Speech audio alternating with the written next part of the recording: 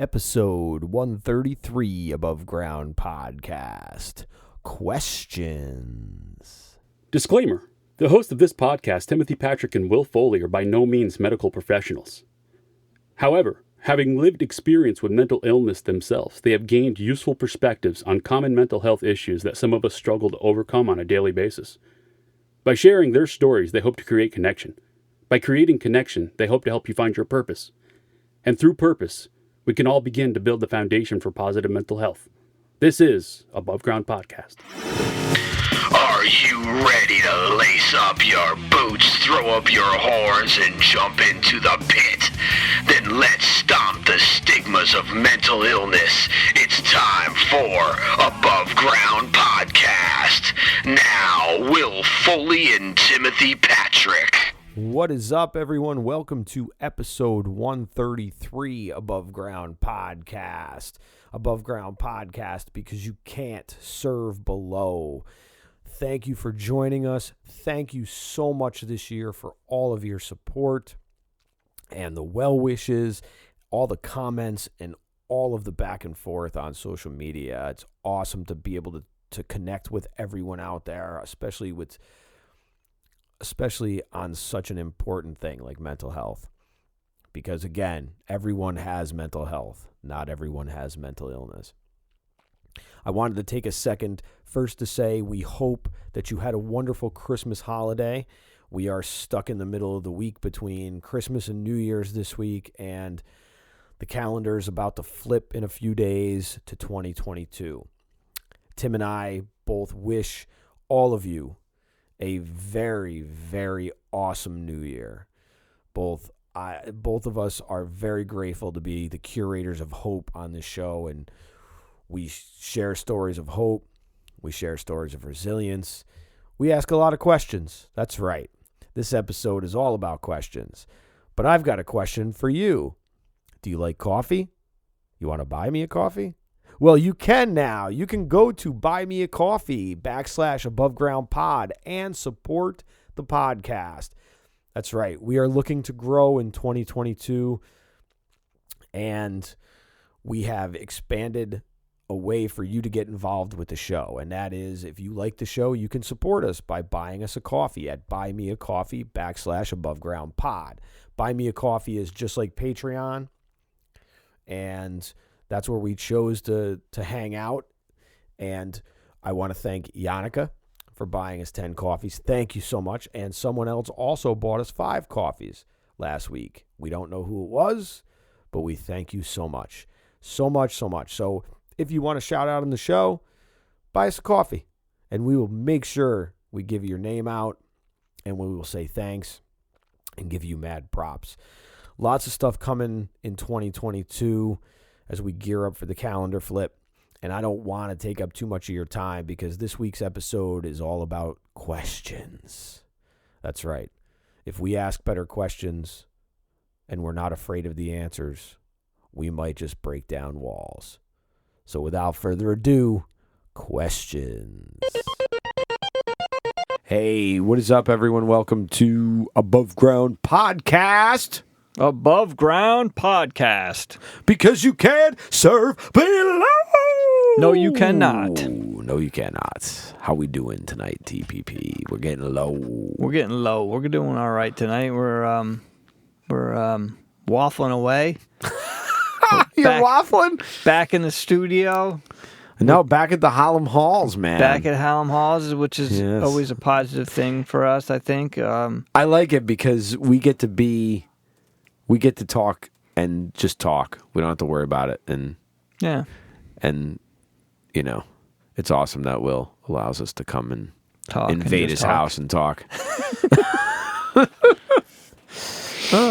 So what are we talking about tonight, Timmy? I don't know. I think some questions that, I kind of proposed to you a question, and then you kind of proposed to me a question, and so I figured we'll just throw some stuff out there and see what happens. Cool. You know, I've realized this in recent months that life can't get better unless you ask better questions. Ooh. And it's because the thing is that if you ask questions, then that means you're open. If you request things, you're closed because that means Right. you lack them. You're open and you're willing to learn. Yes, I and think you're that's- willing to accept answers if you're asking questions. Sure. Because you don't I don't necessarily think that anybody asks a question and doesn't expect an answer or doesn't want an answer. I think some people are afraid of the answers. Yeah. And I think some answers are very scary. And I know you guys are used to hearing like kind of like straight ahead mental health talk kind of about a specific thing. But I think us asking questions and about how our brains process these questions, because our brains process these questions, I think, slightly different than someone who doesn't have a mood disorder or doesn't have a mental health challenge, because unfortunately we're always looking through a lens of how our mood is today or how our view of the world is today. So I think it's important that sometimes we have to pose some questions to ourselves. And what was the question that you had asked me? Well, it's something that it kind of came up. It wasn't really asked to me, but it just came up over and over again. And I questioned more as a whole of people, because I know that a lot of people do it, and I don't know why our brains kind of go this way. Maybe that it's that negativity bias. But basically, I just asked Will, what do you think why do you think you value your failures over your successes? And that is a question that is super wow, like insight. Super wow. It's super wow, man. It is. It's almost an insight waiting to happen. Why do you value your failures over your successes? So if I'm going to answer this directly, why do I value my failures over my successes? And I guess the big flip of it is the word value, because I never looked at my failures as my value. Like, I never looked at them as a value. I looked at them as a failure. I looked at me as a failure. So I never looked at my failures as learning in that frame of mind. So my failures were never valuable. They were life lessons about what not to do, about how not to get your ass kicked, about how not to be a failure. But the thing is that funny thing is that they taught me the most. Well, yeah, but also, you could look at it as value in the sense of, why do you fixate? Why do you concentrate more on the failures? Well, that's not valuing. Well, and I know, I'm just think saying. so, but I get where you're coming from. And I think because of the way that I am self-hatred directed, is that I look at myself as the problem, because everybody else is not the problem. I'm the problem. And when you look at yourself as the problem, how the fuck do you solve the problem? You can't. So you can't do it with the same frame of mind you did. Right. You can't do it with the same frame of reference. So something has to happen.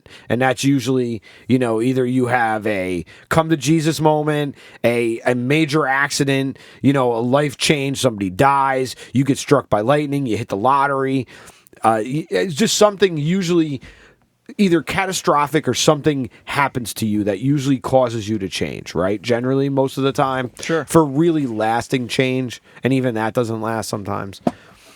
But I think I always looked at my failures more because I could never accept the things that weren't failures as victories. If you want to look at it in that, winning. I don't like to look at that as that, because the thing is that you can't win at everything, and why do we have to make a game of everything?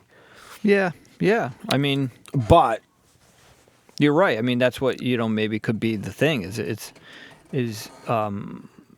I don't know if it's a cultural thing or whatever, is maybe we view things as winning or losing, and we really shouldn't. Well, we do. That's how we separate everything. Because again, that's what we do. Like that's how we like your team versus my team. Well, you can't talk to me. Well, I don't believe the same things you believe. Right, well, you right, don't right. believe my guy. I don't like the Yankees. You like the Red Sox. I like Dale Earnhardt. I'm going to piss on your car. I mean, it's the same. I mean, that's the proverbial constant argument about who's better. And but again, that's that bullshit that they fed us that separates you from everything. Like that's original sin. Like you got to be a winner. You know what I mean? That's that whole thing, man. I think social media really exacerbates that. Well, I look, social media exacerbates it to the point that you're on social media. There's a lot of things that social media does okay. There's a lot of things that social media doesn't do okay. Fair. But That's a you fair can't. statement. But again, like if we're not going to blame, like I think again, just like society, culture is not just a reflection of society, it pushes society, just like society is a reflection of culture, but it pushes culture. So you can't have one without the other. Yeah. So, and I think that loses sight of things. But yes, social media does exacerbate the difference between winning and losing. The gap is longer. The gap is wider because you think somebody, just because they got a picture on their Facebook feed or whatever, is real life. And then you're stuck here and you're believing all this manifestation bullshit. Right. You're like, I believe it, but I can't get it. Right. It's like, again, it's like, and until you get until you get a little bit of momentum under you, it's hard to build momentum. But I think I held on to my failures because those failures to me, because of my mood. And it's like what I equate to those failures. I equate more to failure than I do to victory, because victory to me seems very fleeting. It seems very empty because it doesn't seem like it's built to last. Where those fucking losses, they stick with you for a lifetime. You got souvenirs, you got stories. It makes your whole life. So you hold on to these things that make your whole life. Yeah, I mean, I don't think you could get the trophies or the victories or whatever without them, right? Right, but what I'm saying is that you hold on to the failures because the failures are easy to hold on to because you tend to seem to wallow in them a little bit more. For me. For you. For me. Yeah. No, I know what you're saying. Because they're easy to grasp, because I'm comfortable with pain. I'm comfortable with unworthiness. I'm comfortable with less than. So it's easy for me to accept and be stuck in those than it is to accept winning or accept a compliment or accept, any sort of that sort of thing. I think, hearing you say that, though, I think there might be an upside to that as where you could look at a situation and whether your cognitive distortions are telling you it's all you. So you look at it and then you try and do the best you can to fix or heal yourself and to make the situation better.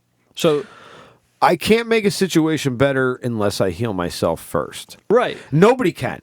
And I can't. No, that's I cannot stress that point enough to you out there. If you're listening, you cannot fix any situation until you fix yourself. Now, you may not think you have anything to fix, but let me tell you, we all have something to fix, man. It's just, look, man, that's what makes us human. I guess that's what makes us who by we saying are. that if you think you don't have anything to fix, then maybe you need to fix your ego.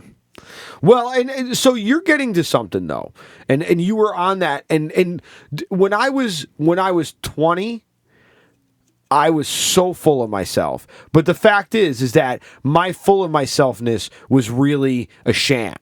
Because I was scared to death, and I was a nervous wreck. I had no game. I had no game. I had nothing. I was the singer in a fucking really popular rock band, dude, and I missed every opportunity that life presented me to be the rock guy that I ever dreamed of. But I didn't have it in me. Like there's always been this split of me of being this almost spiritual warrior in a way. And then there's this other part of me that wants to be this decadent decadent lead singer, stick his face in every shithole he can stick his face in. And then, well, I mean, no, I know what you're saying, but it's true, because it's this dichotomy of people. Because in reality, I knew none of that was none of that ever answered anything. Right. Like, and I was never comfortable enough in any of those positions. Well, I mean, to be honest with you, when as being Caligula or whoever, is there an end game to doing that? Well, so it's funny that you say end game. There's no end game to that. You know what the end game to that is being 50 and still doing it. Still tight leather pants, washed up, and not yeah. realizing like it's time to just. Well, yeah, but you know what? gracefully. I think a lot of us have, man. And you know what my end game was? Like I don't know if I have an end game yet. So I posed this question to Tim because this question was posed to me, and I have not come up with an answer for this yet, and I still don't know. I don't have the answer for the original question that was posed to me about what my end game is. And the reason I don't have the answer for the first time it was posed to me is because I can't really give an answer to that at this point, because there's too many things in flux that are just in flux, and I just can't give an accurate answer. What would be the definition for end game? Well, and that's what I'm trying to figure out. Okay. Because I said this to Tim off air before we started this episode, that the fact is that if life goes certain ways, your end game can change at a moment's notice, man. Yeah. Your end game could change tomorrow, and you're driving down interstate, whatever it is, and next thing you know, you're done. You didn't get a chance to make your end game choice. Your end game was then. Tractor trailer runs you over, done. Okay? So the thing is, this is the truth. I never really had any picture of an end game ever. I never pictured retirement. I never did any of that when I was young. I never thought I'd grow up, have a career, and work till retirement and blah. I kind of worked in survival mode. And this literally has only been an insight that I've had in the last couple months, that I've lived in survival mode for much of my life. Oh, yeah. And the better part of 30 years of it, because I didn't stop living in survival mode in reality until probably a couple years ago, when I started to really start breaking some of this stuff down. And even, I think, I could be wrong, but I think that some of us that have lived in survival mode most of our lives, even when we tell ourselves, and we're, like you said, we stop living in survival mode, our body may have not have stopped. Right. Well, like Dr. Russ said on the episode, it's an alarm. Yeah. And once that alarm, dude, is set, it's hard to shut it off. And if you don't have the mechanism to shut it off, it rings in your head for years, and it can drive you fucking crazy, man. And it's like... Well, yeah, because your body's still in survival mode. Right. Your head is like, your mind's like, well, I'm kind of out of it, but your body doesn't know. And you're like, Jesus, why am I always tense? Why am I like always on the go and need to do this and need to feel this? But because your body, you need to heal the body as well. Yeah, and healing the body is important, man. And we're not just talking about the physical body. We're talking about the emotional body. Yeah. The emotional body needs healing too. And you need to and it's very hard. And I do this to myself too. And there's actually I saw this recently in I believe it was a magazine that I get an email from. And it's about bipolar, but they were talking about those ear mites that we get from songs, about how we get these little things that get stuck in our heads and we can't stop humming this thing. And actually with people with bipolar disorder, this is actually a function that happens, and it actually propels you to want to hear a song over and over again because it just sets a groove in your brain. And I realized when I read this article, I'm like, that's me to a T. And I realized that it's like every sad song you can think of. It's no wonder why I gravitate towards power ballads, because those are just the songs that bring out the most emotion. So is it kind of like it's like scratching that itch? It's almost like this. It's almost like it sets a weird pattern in your brain that's comfortable because you're used to these kinds of feelings, Okay. and it just becomes obsessive, and it almost becomes like an OCD kind of thing. Yeah. And I was kind of surprised by that. Now, obviously, that has nothing to do with the end game, obviously, and what do you think of that when I say those words? What is your end game? Like, what does that bring? What connotation does that bring to you? What does that set your mind I don't thinking? really know what I guess the definition of endgame would be. Is endgame like the way where I see a certain situation going, or like and that could possibly be at the question that was posed to me. That was probably how it was posed originally, and it was discovered that, wow, well, maybe there's really not that there, you know. Well, I think so for me, I think like kind of what you said is I think it can change. I think your end game can change. I think, I think your values, to me, writing your values down would be more concrete and more substantial, because you can stick to your values and still have a different end game, I guess. I think the end game, if someone were like, what's your end game? I think for me, it would be peace within. I don't even know if that would qualify as an answer, but I almost think it's too flippant of an answer. And I don't mean that in a derogatory sense. I mean it in the sense that it's almost too, it's almost too brush off, kind of. Right. In a way. It's almost too heavy of a question to think, because you're like, fuck, what is an end game? I mean, look, the end game is death. And this was my point to you off air. The thing that I want to kind of stress, and I'm not speaking for everybody, okay? I am not speaking for every person who's ever had a suicidal thought in their mind, okay? But when you experience the thought of death is better than living, your end game has different rules.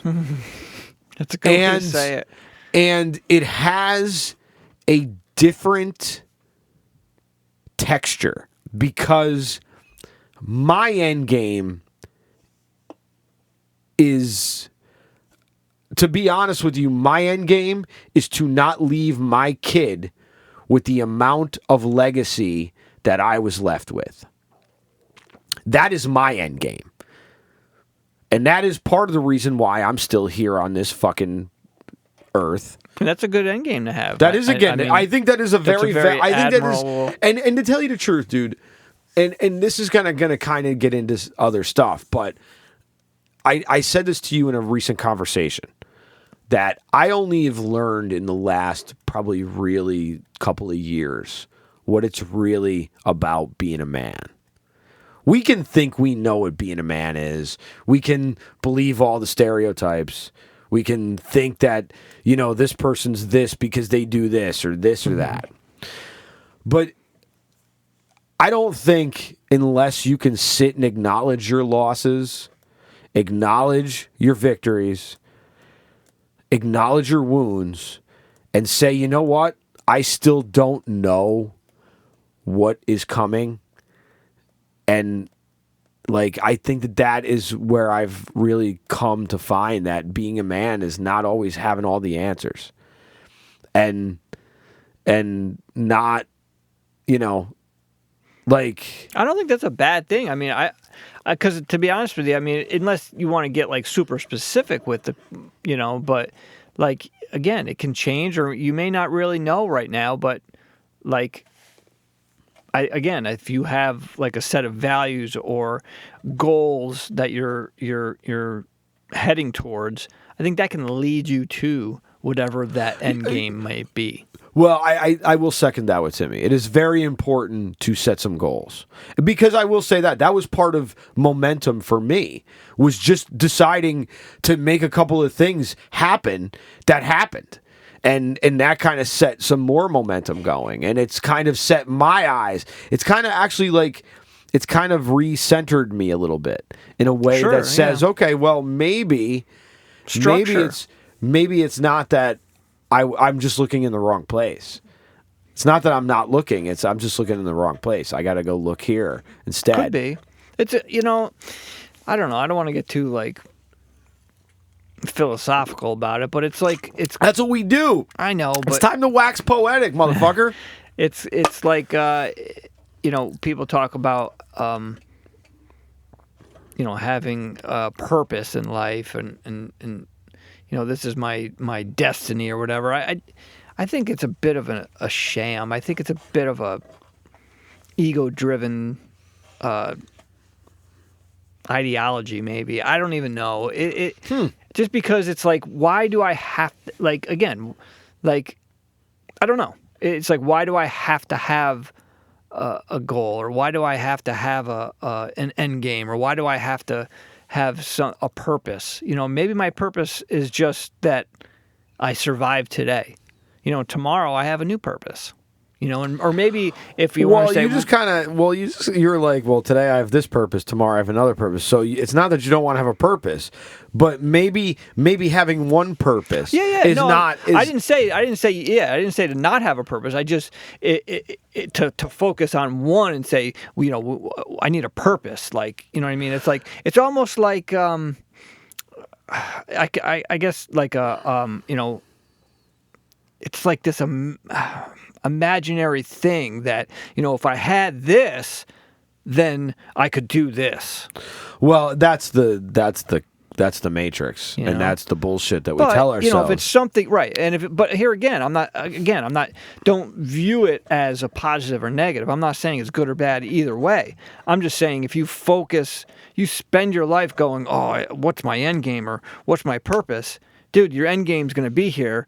And you know what you've spent your life doing? Is wondering what your end game is. Exactly. Well, and so it's like Jesus. I get that too, and I see that, and I see that in myself, and it's interesting how I would not have been able to even venture into these waters until this moment, like literally.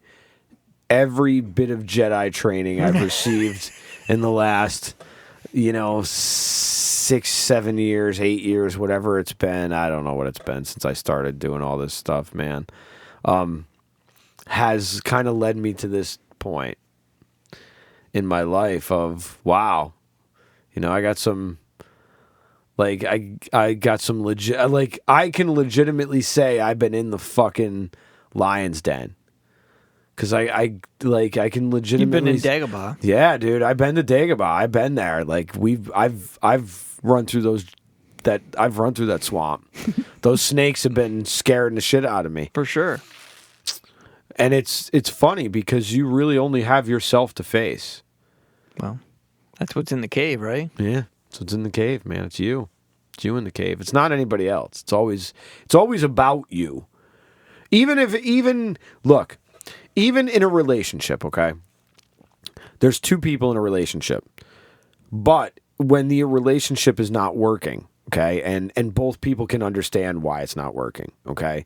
The thing is that is a whole open, like, you can start from there if you're willing to start from there. But you have to be willing to start from there, and you have to be willing to ask some tough questions. And you have to be willing to answer some tough questions. And I got to tell you, man, I never realized what intimacy and vulnerability really is until you got to answer some questions and say, okay, well, let's think about this for real.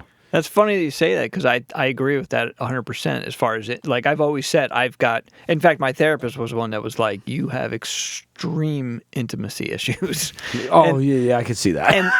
but that's for But me. me too. It's I have too. But it's like you said, whether it's an interpersonal relationship or whatever it is, it's a tough question arises, and it's like, yeah, okay, well, let's talk about that later. And even though you're not going to talk about it later because you don't want to talk about it. Yeah. So it's about that. It's about answering that question, or at least facing it head on and saying, being honest and saying, well, you know what? Like, I do want to answer this, but right now I don't think I can. So maybe let me sit with this for an hour, or maybe we can revisit it tomorrow. But don't dismiss it. But some cases, maybe it might be too much, in that moment. But either way, to face it head on and say, yeah, this is it. Like this, you can't heal. You can't, figure out, you can't have a conversation or a discussion and figure out some kind of outcome or answer without that, feeling that, without answering that, without going head first into it. You know what I mean? I don't think you just can't do it. Yeah, I'll be honest with you. You can't, and to do any less is actually a disservice. And let's be honest, dude. Most of us have been a disservice to one relationship or another at any time, at any given moment. And I've been a disservice to myself. Well, absolutely, yeah. Well, and I think by doing again, but again, you are, and as being a disservice to yourself, you can't be a service to anybody else. Right. And it's hard to face that, and it's hard to realize, wow, man.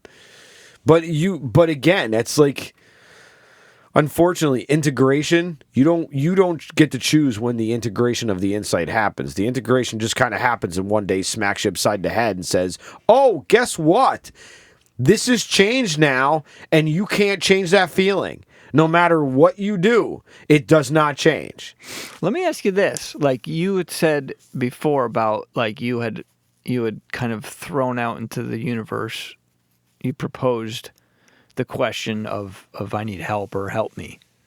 Yes. Now, how do you know, for you at least, say if something smacks you upside the head or hits you and you go, oh, so how can you distinguish whether that is just something that you can discard or something that you can hold on to and go, okay, this could be something? See, it's funny that you asked that, because I actually am struggling with that a little bit right now. Because I honestly don't. That's why I'm asking. Look, you have to trust yourself. And again, this is part of my own building of self-trust again. I had an insight this morning during a conversation with my wife about asking for things this morning, and we were talking, and I had an insight about something that had happened when I was really small, and realized that I have a hard time asking for anybody to do anything for me because of this one moment, and then probably several other moments after that kind of concreted that in. And I had never thought about that before. I had thought about it before, but I hadn't thought about it at that level. You have to be able to trust yourself. And you have to be able to trust that it's not just your head telling you something, it's your heart telling you something.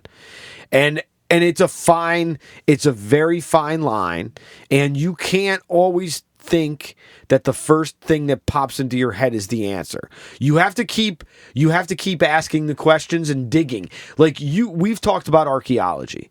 And archaeology is the most important tool out of any of your tools that you're going to use to get to the root of any of these things, because you have to dig and you have to ask questions. And when another question arises, you have to ask another question. So if you find that rock and you're like, you know what, I could polish this up and maybe this could be a piece of gold, then maybe if you have that thought, you're like, you know what, if there's a maybe in there, I'm going to put this aside and keep digging. Because I'm going to dig, and then I'm going to find something and go, you know what? This is gold. Well, and then you're going to know. Well, but again, every answer is leading you to the next thing.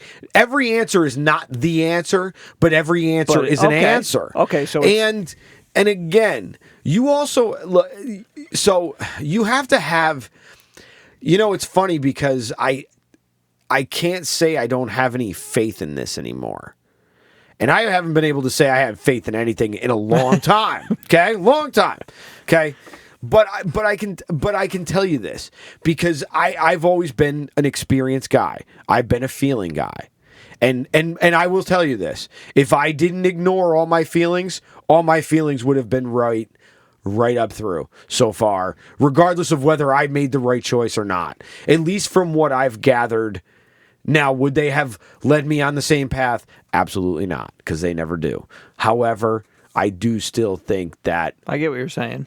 That the energy was there, and I can clearly look back through different things where I said, I want to see this, and I saw it. And I saw it repeatedly enough that I could have been smacked upside the head and still did nothing about it in my past. So now do you take that situation as, maybe it wasn't meant for me or just not at that time? No, I take it as that I was just dumb.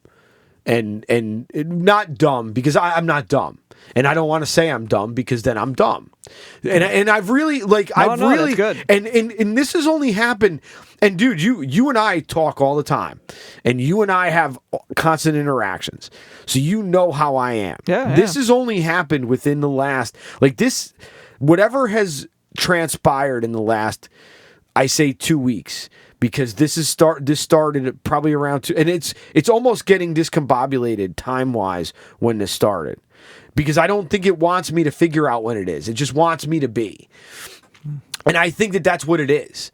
And it's scary, dude. It's scary. These are uncharted waters for me, man. Yeah. And I don't float. I fucking drown. So it's maybe now it's time to now it's time to fucking learn how to surf, man. Learn how to surf. And it's like, and it's a scary feeling, but I got to tell you, it's invigorating, man. It's invigorating. It's like I had an eye exam today, and it was like my eyes aren't really my eyes have changed a little bit, and I don't see as well in the dark. But the funny thing is that my third eye is starting to open a little bit, and I feel a little bit. I actually starting to trust a little bit of my intuition again, and That's a nice feeling. And look, I'm gonna tell you this, dude. The letters to Billy, okay. The whole thing about getting in touch with that part of you that you left behind, dude. I cannot stress how important that relationship is to yourself, because you left something behind there, and you are not using all of your resources if you don't tap into that, man. Oh, for sure. And you're not. And the only way to tap back into that is to ask. And you have to ask. And I'm not saying it's got to be some big fucking dramatic thing like I'm making everything. Because I'm a little over dramatic. But I go with how I feel and how I'm feeling right now. I've lived my life ignoring a lot of things. I refuse to ignore things now. And I think that whole relationship with your inner child and healing that wounded child is so huge, and the more people that we come in contact with, the more I find that they're talking about the same things. Absolutely. And Lisa Scott says it in her new book there. She mentions and talks about it. It's going to be great. It's fine. I'm fine. Yeah, we're all fine. You know what being fine is? Not good. I'm fine. I'm okay. Yeah, I'm never okay when I say I'm okay. But if I say I'm okay, I don't want to talk to you. Right. I'll just say I'm okay. Good. See you. Because I don't want to talk about it. Which is fair. I think. Yeah, and I think you need to. I think you need to be able to turn it on and turn it off. Right. As long as you can honor the other side, and if you're really not okay, and someone asks, then if it's someone that you can be comfortable with, then say no, I'm actually not okay. Oh well, I know the difference. Being okay. If somebody comes up to me and says, "How you doing?" I'm like, okay, and that's where I leave it. Yeah. That's just me being like, I just don't want to talk. Yeah. Like if I'm not okay, I'm not going to say anything to anybody. Like that. See, that's the weird thing. And And I think that that's the scary thing, is that for me, I'm going radio silent because that's how I am. I'm not saying anything. I'm not making a big production out of it. I'm not like anything. It's just is what it is. I mean, hey, as long as you are staying true to yourself, I think that's what matters most. Yeah, well, I mean, I'm talking if I'm in trouble. Like if I'm in real trouble and I've had enough, I'm going radio silent. You know what I mean? I'm not going to say anything to anybody. I'm just going to carry on like everything's okay. And I'm not saying that as a threat. I don't want people to think I'm walking around everything's okay. But I'm saying, like, if I had a real intent, it would be met just because I like that is something that, you know, it just is. But it's not a thing that I say in alarm. I say it almost bringing it in because I know it's there. Right. So why I'm acknowledging it, and by acknowledging it, I already dissipated it. Like I'm not going to do good. that. Yeah, no, I'm not going to do that, man, because again, there's the part of me that's excited about being open. I haven't been open to anything in fucking years, man. Which is funny because I always thought you were pretty open. Dude, look, open-mindedness is one thing. No, I mean even open, you know, pretty much as far as vulnerability goes and stuff like that. I think I'm only really just learning what true vulnerability is, man. Like we're up to like 100 and almost 130 episodes by now, over 130, right? And I've learned something about vulnerability. And in many years and many times in relationships, no, I'm not really vulnerable. I'm acting from a space of survival. And most of the time. And even in my current relationship, and I've stated that I've acted out of a state of survival in many years. And it's not because that's what I want. It is not. It's just what I knew, No. and I never questioned it. And I, you know, until certain times I questioned it, because I haven't exactly been the nicest person, and I've told you that, man. I'll put my name on my bad shit, man. You know? Yeah, but you know, and at the same time, we're human. You know what I mean? Dude, we're all entitled to fail. You know, we're all entitled to have a fuck up now and then. But you know, some things are inexcusable, and you know, it is what it is. But luckily, I'm just a yeller and not a fucking, you know, Yeller. I'm the Old yeller. yeller. Old yeller. Yeah, exactly. Old and yeller. Yeller. I don't even think we came to any answer to the Well, here's the thing. I mean, do you value your failures? I think I do now. I don't think I ever did. Well, here's a question. Or are you starting to learn how to value your failures? That would be a better way. Yeah, cuz I'll tell you the truth. I've looked at my failures at different times in my life when things are going good as valuable. And then when things go bad, it flips. Because again, there's that fine line of it, like, and I never realized what happy-go-lucky is, like the real phrase, like the flippant type of meaning behind it. It means that you're happy when everything's going all right, but when shit's going bad, you're sideways. Right. And it wasn't that I was sideways in the fact that it was a temper tantrum. It was just that I felt like I feel like a failure. Like I internalize everything. And it's very hard. Well, that's another aspect to it too, is our own, you know, cognitive distortions and right. and thinking it's a failure when it's not a failure. Or, right. You know, or thinking that you failed when, you know, you may not have. So right, and sometimes, man, and again, like I'm going back to something, and I'm so happy that Timmy taught me this, because I have really taken this to the next level. Timmy taught me something called 3 fucks. You have 3 fucks to give every day, and that's these 3 fingers, okay? And you have to decide every day whether a situation is worth one of those. Now, even I've found this out. Sometimes you give your fucks away without even realizing it. And that is, sometimes you can't help it because that's those emergency situations. You got to give a fuck away to somebody having to go to an emergency call. Like if your kid's sick at work, you're at work, your kid's sick at school, you got to go pick them up. That's a fuck you got to give. Absolutely. However, is the copier getting jammed? Is this worth it? Is that worth it? And what that has taught me is that some things aren't even worth a second look where you're wasting your energy. Because it's really all about the energy you're wasting. That's exactly what it's about. And your space in your head.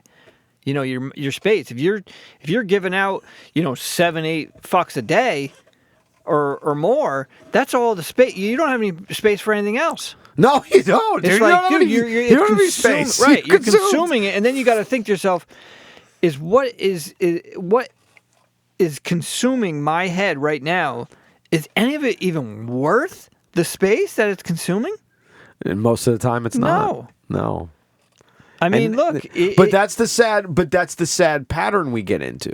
Yeah, it is a pattern. And until you shake that pattern up, or do something to knock that rhythm out for a second, even if it's a second, just to get it out.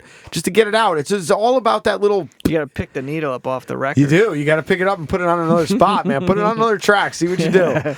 That's always fun, man. Records, vinyl and records are really good descriptors because you can do a lot of stuff with that needle and that stylus, man. Yeah, you're dragging it across your life if you want to. But you can also move the song, man. Yeah. Dude, if that groove's worn down, go listen to the next track because you know what album-oriented radio is? It's the deep cuts, dude. The deep cuts are the good songs, man. The deep cuts. You got to get to the deep cuts. Deep cuts on Above Ground Podcast. That's right, yeah. But I think that finding... so here's a question, though. We never answered the end game thing. No, I don't think we did. Dude, like I said, my end game is to not have my daughter carry on the legacy. Yes, you did say that I had to carry on. Because that's what legacy is. We learned that in our episode about legacy. Legacy is not what you leave behind. It's what's left behind for you. But that influences what you leave behind. Yeah, for sure it does. And in your end game, man, you don't want to leave the trail of bloody bodies, burned out buildings, and blown up cars that was left for you if that's what was left for you. And you know what? There's only one way to fix that, and that's to heal. You have to heal, man. And the only way you can heal is by doing the work. And that work is self-work, and only you and you alone can do it. I concur. There's not much else I can say on that. And on that, until next time, be well. Be safe. Be above.